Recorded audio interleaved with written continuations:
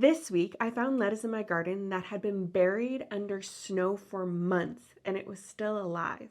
And that got me thinking, if it can survive that, could I grow lettuce all year? Lettuce is the first crop I get to harvest every season. I'll harvest big bowls full of lettuce weekly. My spring plantings typically do very well. I started my first round of lettuce for the 2026 season on March 14th. I need 24 plants, but I never just plant the amount of plants I'm hoping to end up with. I have a 25% rule. I always start 25% more plants than I think I'll need. Because you never know what could happen to your seedlings. A hungry rabbit could come by and have a snack, and I like to be able to pick the strongest seedlings to go into the garden because the strongest plants produce the most. I also like having the option to have spare plants if I see any other holes in my garden. I like to have a colorful lettuce mix. So the varieties I'm growing are Butter Crunch, which is a beautiful butterhead green lettuce, Flashy Butter Gem, that is a speckled red and green butterhead lettuce, and a bright red variety called Merlot, which is a loose leaf variety. This first round of seedlings will be planted into the garden on April 15th. And because I like to harvest my lettuce, picking the outer leaves as the plant grows, I expect to be harvesting lettuce by early May. I'm also pretty good at planning for a fall succession, but what I have learned is that my spring lettuce simply doesn't make it until my fall succession is ready. I end up with a gap during the season where I don't have any lettuce growing in the garden. And this is right when the cucumbers and the cherry tomatoes are just starting to ripen, and I have no lettuce to make any beautiful summer salads.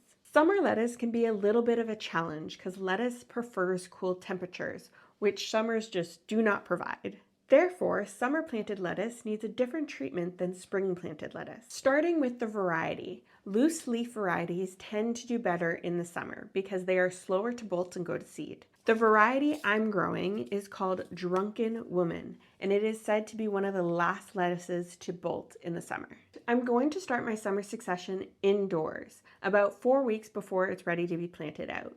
I'm aiming to have this succession hit the garden at the beginning of July, so I'll be starting the seeds indoors at the beginning of June. Growing conditions are equally as important. Summer lettuce benefits greatly from some shade, especially in the afternoon. I'm planning to plant my summer crop in an area of my garden that'll get some shade from melons growing on a trellis nearby. But then I need to tackle how I'm going to keep moisture in the soil during the hot times of the summer where we're often experiencing some drought. My plan for this is to mulch around the lettuce plants with the broccoli leaves and carrot tops from the freshly harvested spring crops. Even with this special treatment, I'm not expecting my summer lettuce to live as long as my spring and fall plantings do. Therefore, I'll be starting another summer succession in mid-July to go out into the garden mid-August. Getting this summer planting right matters a lot to my family because we like to have large dinner salads and tacos and wraps, especially during the summer months when it's too hot to turn on the oven to have a warm meal. And the tricky thing about lettuce is that you can't preserve it like you can other crops in the garden. I can freeze green beans, broccoli, and sweet peppers. I can store potatoes, onions, and carrots.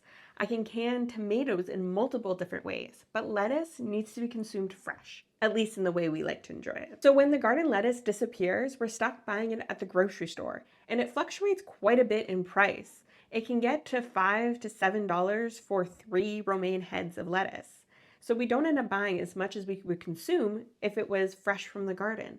And the quality of the lettuce from the grocery store is far inferior to the quality of what grows in the garden.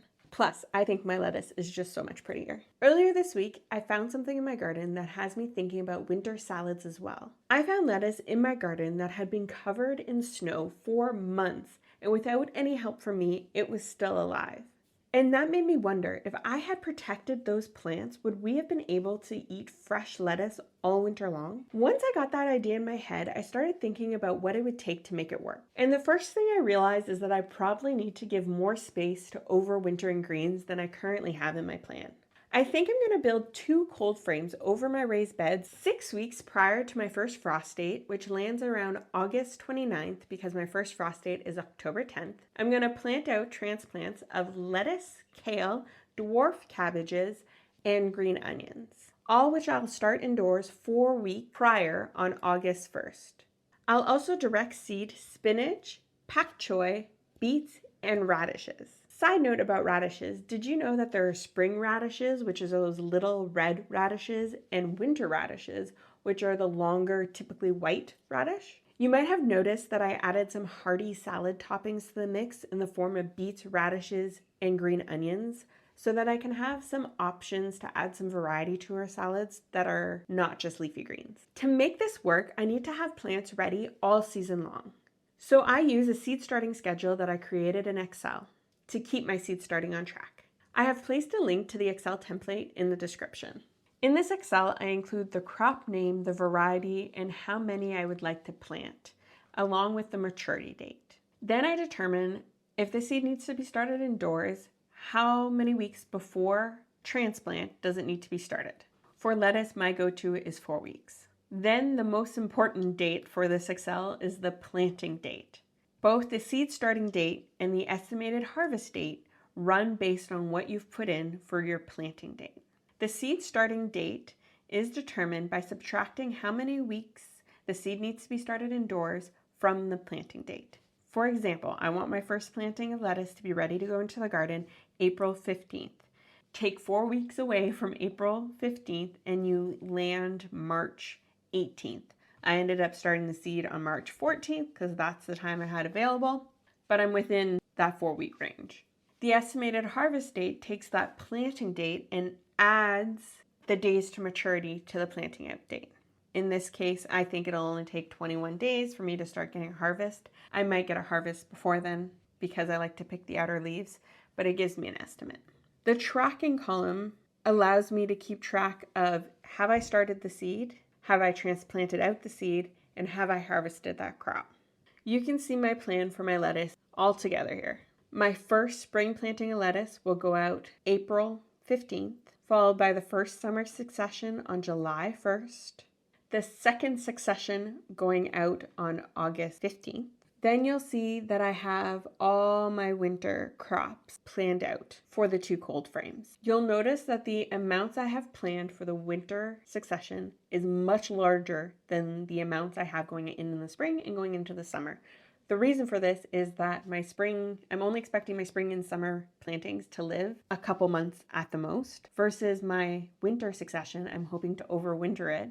So therefore, I'm hoping to have the plant around for quite a few months, like 4, 5, 6 months. So I need more plants in order to last us that long. This seed starting template helps tremendously to keep me on track with my seed starting. It removes it from having to live in my brain. I don't have to try to remember in July that I was supposed to start lettuce seed 4 weeks ago.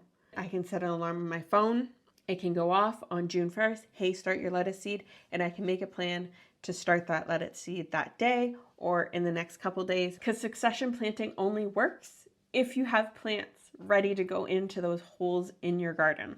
If this works, my family will be eating fresh salads from the garden all year round. And in my next video, I'll be sharing my plan to finally succeed with sweet peppers.